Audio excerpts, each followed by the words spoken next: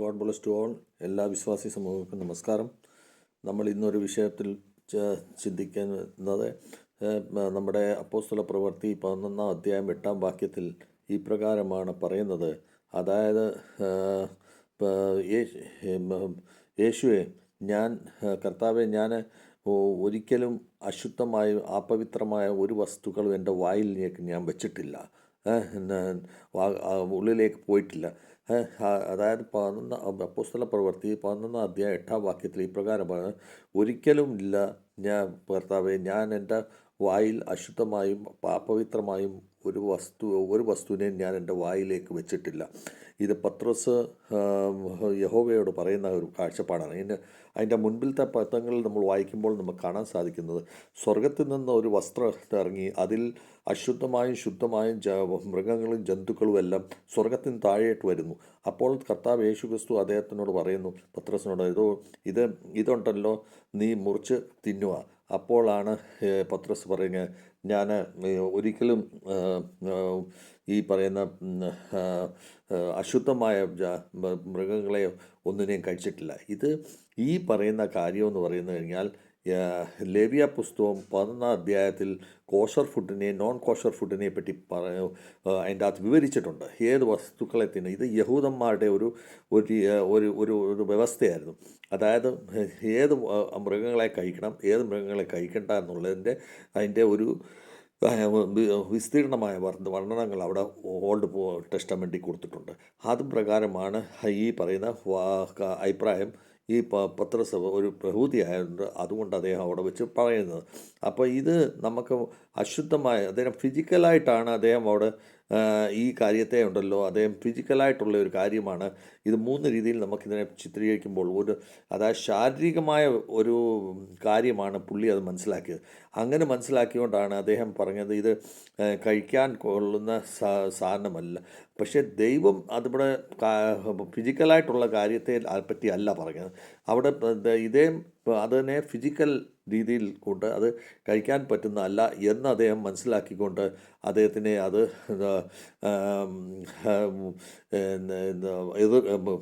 പറഞ്ഞ, ഇത് ഞാൻ എൻ്റെ വായിലേക്ക് അശുദ്ധമായ സാധനങ്ങൾ ഒരിക്കലും ഞാൻ കഴിച്ചിട്ടില്ല എന്ന് പറഞ്ഞു. അപ്പോൾ അവിടെ പത്രോസ് ഒരു ഹോണസ്റ്റ് പേഴ്സണാണ്, ഒരു ഒബീഡിയൻറ്റ് പേഴ്സണാണ്. അദ്ദേഹം ശാരീരികമായിട്ട് പവിത്രതയെ വളരെയധികം സൂക്ഷിക്കുന്ന ഒരു വ്യക്തിയാണ്. എന്ത് കഴിക്കണം, എന്ത് കഴിക്കണ്ട, അതിൻ്റെ വളരെ കൃത്യമായിട്ട് അതിനെപ്പറ്റി ചിന്തിക്കുന്ന ഒരു വ്യക്തിയാണ്. ഇന്ന് നമ്മൾ പലരും നമ്മുടെ ജീവിതത്തിൽ നമ്മൾ ദൈവികമായ രീതിയിൽ ജീവിക്കുന്ന സമയത്ത് കള്ളു കുടിക്കുന്നതോ അല്ലെങ്കിൽ തെറ്റായ കാര്യങ്ങൾ ചെയ്യുന്നു, അല്ലെങ്കിൽ മറ്റൊരു പ്രവർത്തികൾ ചെയ്യുന്നു, അതിനെ കഴിക്കുന്നതും അശുദ്ധമായ കാര്യങ്ങൾ നമ്മുടെ ജീവിതത്തിൽ നമ്മൾ ഹൃദയത്തിൽ നമ്മൾ കൊണ്ടുവരുന്നു. ഈ അശുദ്ധമായ കാര്യങ്ങൾ നമ്മൾ ഹൃദയത്തിൽ കൊണ്ടുവരുമ്പോൾ നിശ്ചയമായിട്ടും നമ്മൾ അത് വായി കൊണ്ട് നമ്മളത് ഭക്ഷിക്കുമ്പോൾ നമ്മൾ തെറ്റായ ഒരു രീതിയാണെന്ന് നമ്മളത് മനസ്സിലാക്കുന്നില്ല, പക്ഷേ അത് നമ്മൾ സ്വീകരിക്കുന്നു. അപ്പോൾ യഹൂദന്മാർ വളരെ കൃത്യമായിരുന്നു ഈ കാര്യത്തിൽ. അതാണ് ഇതിനെപ്പറ്റി ഫിസിക്കൽ ആസ്പെക്റ്റ് കൂടെ നമ്മൾ നോക്കുമ്പോൾ, ശാരീരികമായ രീതിയിൽ നോക്കുമ്പോൾ അത് പത്രോസ് പറഞ്ഞ വളരെ കറക്റ്റായിട്ടുള്ള കാര്യം. അത് കഴിഞ്ഞ് ആത്മീയപരമായ രീതിയിൽ നമ്മൾ ഇതിനെ നോക്കുമ്പോൾ, ഇവിടെ ഈ വിഷയം ആത്മീയപരമായ രീതിയിലാണ് ഇതിവിടെ മനസ്സിലാക്കേണ്ടത്. അവിടെ ഒരു ആഹാരത്തെപ്പറ്റി മാത്രമല്ല അവിടെ യേശുക്രിസ്തു പറയുന്നത്. നേരെ മറിച്ച് പത്രോസിനെ യഹോവ പറഞ്ഞ് മനസ്സിലാക്കുമായിരുന്നു. അതായത് ഞാൻ ഏത് കാര്യത്തിനെ ശുദ്ധമായിട്ട് ഞാൻ തീരുമാനിച്ചിട്ടുണ്ടോ അതിനെ നീ അശുദ്ധമാക്കി എടുക്കുവാൻ നിനക്ക് അതിനുള്ള അധികാരമില്ല. ഇത് മനസ്സിലാക്കണമെങ്കിൽ ഇത് നമുക്ക് അപ്പോസ്തല പ്രവൃത്തി 3 അധ്യായം 8 വാക്യത്തിൽ നമുക്കിത് ഈ കാര്യത്തിൽ നമുക്കത് മനസ്സിലാക്കാൻ സാധിക്കും.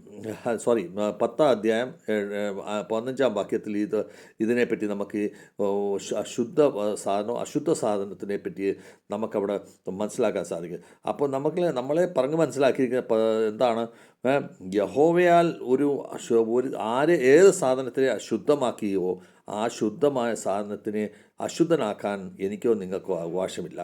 അതിൻ്റെ അർത്ഥം ഇതാണ്. അതായത്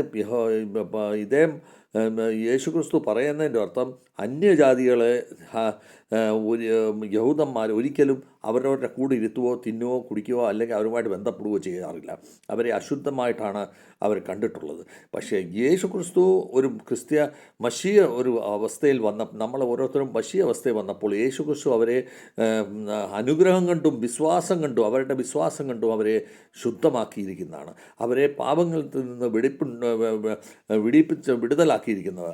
അങ്ങനെയുള്ളവരെ ശുദ്ധമായ രീതിയിൽ ജീവിക്കുന്ന അവരെ അശുദ്ധരാക്കണമെന്ന് പറയാൻ എനിക്കോ നിങ്ങൾക്കോ അതിന് പറയാനുള്ള അവകാശമില്ല എന്നാണ് ആത്മീയപരമായ രീതിയിൽ അതിനെപ്പറ്റി നമുക്ക് മനസ്സിലാക്കേണ്ട വിഷയം. അപ്പോൾ ഒരു വ്യക്തി രക്ഷ പ്രാപിച്ചിരിക്കുന്ന ഈ സമൂഹം, അത് അന്യജാതിയായിട്ടുള്ള രക്ഷ പ്രാപിച്ചിരിക്കുന്ന അവർ അനുഗ്രഹത്തിലും വിശ്വാസത്തിലും അവർ ഉയർന്നിരിക്കുന്ന സമയത്ത് നമ്മൾക്കവരെ ഒരു കാരണവശാലും അവരെ നമ്മളിൽ നിന്ന് അകറ്റി നിർത്താൻ ഒരു ക്രിസ്ത്യാനികൾക്ക് സാധിക്കത്തില്ല. അപ്പോൾ ക്രിസ്ത്യാനികളായിട്ടുള്ള ആൾക്കാരെ യഹൂദന്മാരുടെ ആ പഴയ ചിന്താഗതികൾക്ക് അനുസരിച്ച് നമുക്ക് ജീവിക്കുന്നത് അത് പാപമാണ് എന്നാണ് അവിടെ നമ്മളെ പറഞ്ഞ് മനസ്സിലാക്കിയത്. ഈ വചനത്തിൽ കൂടെ നമുക്ക് മനസ്സിലാക്കാൻ സാധിക്കുന്നത് നമ്മുടെ ജീവിതത്തിൽ നമ്മൾ പലരും പരീക്ഷകളിൽ നമ്മൾ പ്രവർത്തിക്കുന്ന സമയത്ത് പലരെ ചെറുതായിട്ട് കണക്കാക്കും, ചിലരെ അശുദ്ധരായിട്ട് കണക്കാക്കും, പല പാപികളായിട്ട് കണക്കാക്കും. അതിനുള്ള അവകാശം നമുക്കില്ല. എന്താ വെച്ചാൽ ഇവരെല്ലാം ആത്മീയമക്കളാണ്, യേശുവിൻ്റെ ആത്മീയമക്കളാണ്. ആത്മീയമക്കളാകുമ്പോൾ അവരെ യേശു ഉണ്ടല്ലോ, അവരെ രക്ഷിക്കപ്പെട്ടിരിക്കുന്നവരാണ്. ആ രക്ഷിക്കപ്പെട്ടവരെ യേശു ശുദ്ധരാക്കി തീരുമാനിച്ചിരിക്കുന്ന ആ അവസ്ഥയിൽ ഞാനോ നിങ്ങളോ അതിനെ അശുദ്ധരാണെന്ന് പറഞ്ഞ് നമുക്ക് അവരെ അകത്തി മാറ്റി നിർത്താനായിട്ട് എനിക്ക് നിങ്ങൾക്കും അതിന് കഴിയത്തില്ല, എന്ന് ചെയ്യാൻ പാടില്ല എന്നാണ് നമ്മുടെ വചനം നമ്മുടെ അപ്പോസ്തല പ്രവൃത്തി 10-15 വാക്യത്തിൽ നമ്മളെ പ്രത്യേകമായിട്ട് ബോധിപ്പിക്കുന്നത്. ഈ വാക്യത്തിലും അതുപോലെ തന്നെയാണ് നമ്മളെ മനസ്സിലാക്കാനായിട്ടാണ് പത്രോസിനോട് അത് പറഞ്ഞിരിക്കുന്നത്. നമുക്ക് പിശാചിൻ്റെ രീതിയിൽ നമ്മളിത് ഈ വാക്യത്തെ നമ്മൾ ചിന്തിക്കുമ്പോൾ അതിൻ്റെ അകത്ത് മനസ്സിലാക്കുന്നത് പിശാച് എങ്ങനെയാണ് ഇതിനെപ്പറ്റി രൂപീകരിക്കുന്നതെന്ന് പറഞ്ഞു കഴിഞ്ഞാൽ, പിശാച് നമ്മളെ ഒരിക്കലും ഉണ്ടല്ലോ ഒരു കാര്യങ്ങളും യഹോവയ്ക്ക് അനുയോജ്യമായ രീതിയിൽ നമ്മളെ പ്രവർത്തിക്കാൻ സമ്മതിക്കത്തില്ല. റിലീജിയസ് പൊങ്ങച്ചങ്ങൾ എൻ്റെ ഉള്ളിൽ നിറച്ചിട്ട് ഞാൻ ശുദ്ധനാണെന്നും മറ്റുള്ളവർ അശുദ്ധനാണെന്നും ഉള്ള രീതിയിൽ എന്നെ അഭിമാനപ്പെടുത്തും. അപ്പോൾ ഞാൻ മറ്റുള്ളവരെ കൊച്ചാക്കി കാണുകയും അശുദ്ധരാക്കി കാണുകയും അങ്ങനത്തെ ഒരു രീതിയാണ്. അപ്പോൾ ഈ ഓൾഡ് ഓൾഡ് ടെസ്റ്റമെൻ്റ് ആ ചിന്താഗതി എൻ്റെ ഉള്ളിലേക്ക് നിറച്ചു കൊണ്ട് എന്നെ ഉണ്ടല്ലോ മറ്റുള്ളവരുടെ മുൻപിൽ ഞാൻ വലിയവനാണെന്നുള്ള ധാരണയാക്കി എന്നെ പറഞ്ഞു പഠിപ്പിച്ചിരിക്കുന്ന വചനത്തിനെതിരായിട്ട് എന്നെ പ്രവർത്തിക്കാനായിട്ടാണ് പിശാച് എപ്പോഴും നമ്മളെ ശ്രദ്ധിക്കുന്നത്. അപ്പോൾ നമ്മൾ പരമ്പരാഗതമായിട്ട് യഹോവയുടെ എന്ത് ഉദ്ദേശങ്ങളുണ്ടോ, എന്ത് പ്ലാനിംഗ് ഉണ്ടോ, ആ പ്ലാനിങ്ങിനെതിരായിട്ടാണ് പിശാച് എപ്പോഴും നമ്മളെ വളർത്തിയെടുക്കാനായിട്ട് ശ്രമിക്കുന്നത്. അതുകൊണ്ടാണ് നമ്മുടെ കലീശകളിൽ നമ്മൾ പലപ്പോഴും പലരെ ഉണ്ടല്ലോ വ്യത്യസ്തമായ രീതിയിൽ കാണുകയും അല്ലെങ്കിൽ നമ്മൾ അവരെ മനസ്സിലാക്കുകയും ചെയ്യുന്നത്. അങ്ങനത്തെ ഒരു ചിന്താഗതിയാണ് നമ്മുടെ ഉള്ളിൽ നമുക്ക് നിറച്ചു തരുന്നത്. അപ്പോൾ അങ്ങനെ വരുമ്പോൾ നമ്മൾ മറ്റുള്ളവരുടെ മുൻപിൽ സുവിശേഷ വേലകൾ നമ്മൾ ചെയ്യാനായിട്ട് മടിക്കും. അത് ദൈവം അതിൽ നമ്മളെ ശാസിക്കുന്ന ഇതാണ്, നീ അന്യജാതികളുടെ ഇടയ്ക്ക് നീ പോയി സുവിശേഷ വേലകൾ ചെയ്യുവീൻ. അവർ ശുദ്ധരാണ്, അവർ അനുഗ്രഹിക്കപ്പെട്ടവരാണ്, വിശ്വസിക്കപ്പെട്ടവരാണ്, അവരുടെ മുൻപിൽ നീ സുവിശേഷം അറിയിക്കണം എന്നാണ് നമ്മളെ പറഞ്ഞു വരുന്നത്. പിശാച് അത് സമ്മതിക്കത്തില്ല ഒരിക്കലും. അതുകൊണ്ട് നമ്മൾ എപ്പോഴും ദൈവത്തിൽ നമ്മൾ സ്നേഹിക്കപ്പെട്ടവരായിത്തീരുമ്പോൾ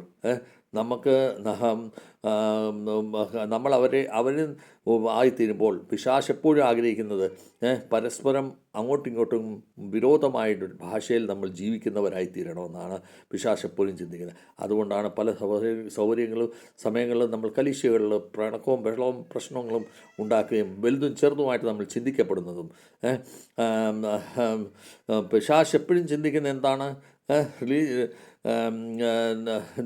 ദൈവത്തിൻ്റെ ആഗ്രഹങ്ങൾ എന്താണോ അതിനെ തടസ്സപ്പെടുത്തുക എന്നുള്ളതാണ് ആഗ്രഹിക്കുന്നത്. അപ്പോൾ നമ്മൾ ആ തടസ്സപ്പെടുത്തലിൽ കൂടി നമ്മളും അകപ്പെട്ട് നമ്മൾ മോശമായ രീതിയിൽ നമ്മളും ചിന്തിക്കുന്ന ഒരു അവസ്ഥയിലേക്കാണ് പോകുന്നത്. അപ്പോൾ അതിനെ നമ്മൾ ചിന്തിക്കുമ്പോൾ നമുക്ക് എന്താണ് മനസ്സിലാകുന്നത്? പത്രോസ് ഒരു സത്യസന്ധനും ഒബീഡിയൻറ്റുമായിട്ടുള്ളൊരു വ്യക്തിയായിരുന്നു. അദ്ദേഹത്തിൻ്റെ ആത്മീയപരമായ രീതിയിൽ പഠിപ്പിക്കുന്ന അനുഗ്രഹം കണ്ട് ശുദ്ധപ്പെടുന്നവർ മാത്രമേ അവർ ശുദ്ധരുള്ളൂ.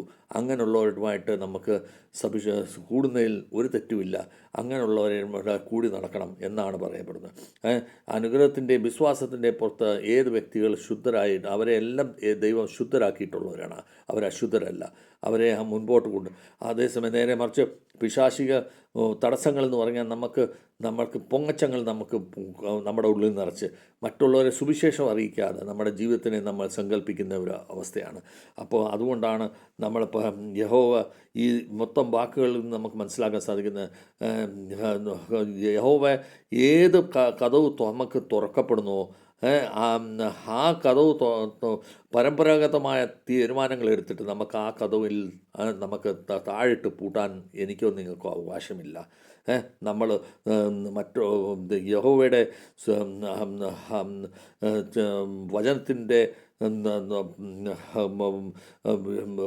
ഇത് പുസ്തകത്തിൽ നമ്മൾ താഴിട്ട് പൂട്ടി അവർ മറ്റുള്ളവർക്ക് കൊടുക്കാതെ നമ്മുടെ ജീവിതത്തിനെ നമ്മൾ ശുദ്ധരും അശുദ്ധരുമാക്കി തീരുമാനിച്ച് നമുക്ക് നടക്കാനായിട്ട് അങ്ങനെ ഒരു അവകാശം നമ്മുടെ ജീവിതത്തിൽ നമുക്ക് ഒരിക്കലും ദൈവം നമുക്ക് തന്നിട്ടില്ല. അതുകൊണ്ട് തന്നെയാണ് നമ്മളെ ഈ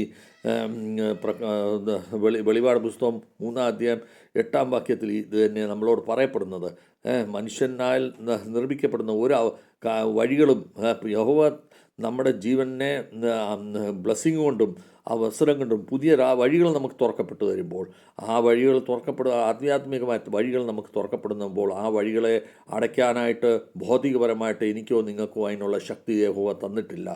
അങ്ങനെ ചെയ്യുന്നവർ ദോഷികളാണ്. അങ്ങനെ ചെയ്യുന്നവർ ഒരിക്കലും സ്വർഗ്ഗരാജ്യത്തിൽ പ്രവേശിക്കത്തില്ല. അതുകൊണ്ട് നമ്മൾ ഈ വചനത്തിൽ കൂടെ നമുക്ക് മനസ്സിലാക്കാൻ സാധിക്കുന്നത്, അതായത് അപ്പോസ്തല പ്രവൃത്തി 11-ാം അധ്യായം 8-ാം വാക്യത്തിൽ കൂടെ നമുക്ക് മനസ്സിലാക്കാൻ സാധിക്കുന്നത് ഈ പ്രകാരമാണ്. എന്താണെന്ന് വെച്ചാൽ നമ്മുടെ ജീവിതത്തിനെ ക്രമപ്പെടുത്തിക്കൊണ്ട് നമ്മുടെ ജീവിതത്തിനെ എങ്ങനെ നമ്മൾ അനുഗ്രഹത്തിൻ്റെയും വിശ്വാസത്തിൻ്റെയും ജീവൻ നമ്മൾ നയിച്ചുകൊണ്ട് നമ്മൾ മാതൃകപരമായിട്ട് നമ്മൾ മറ്റുള്ളവരെ ഇടയ്ക്ക് നമ്മൾ സുവിശേഷം അറിയിച്ച് നമ്മൾ അന്യജാതികളെ നമ്മുടെ ജാതികളായിട്ട് നമ്മൾ കരുതപ്പെട്ടുകൊണ്ട് പരസ്പര സ്നേഹത്തിൻ്റെ വിശ്വാസത്തിൻ്റെ ഒരു ജീവിതം നമ്മൾ നയിക്കണമേ എന്നാണ് നമ്മളെ ഉത്ബോധിപ്പിക്കുന്നത്. അതിന് നമ്മൾ ഇടയാകട്ടെ എന്ന് പ്രാർത്ഥിച്ചുകൊണ്ട് എൻ്റെ വാക്കുകൾ ചുരുങ്ങുന്നു.